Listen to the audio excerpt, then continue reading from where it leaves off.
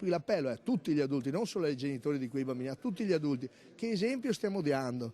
Riusciamo a contenerci quando c'è da fare, magari abbiamo delle nostre reciproche magari divergenze, riusciamo a ragionare con calma e pacatezza dei temi della città o bisogna sempre buttarle in rissa, sempre in manifestazione, sempre in firme di cose che non vanno bene? Questo è il frutto, i bambini guardano e fanno anche loro, imitano i film, imitano internet.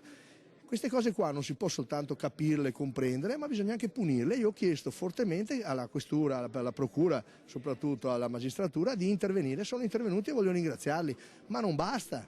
Questo fenomeno oggi l'abbiamo in qualche modo arginato, perché la fretta non era colpire o punire ma perché non facessero proselitismo, perché nei siti internet questi con la pistola si facevano vedere sopra una pattuglia della macchina della polizia in auto sul tetto, cioè in fotografia poi su internet, i ragazzini vedono e diventa l'eroe negativo quasi buono, quasi coraggioso, e no, te finisci in galera.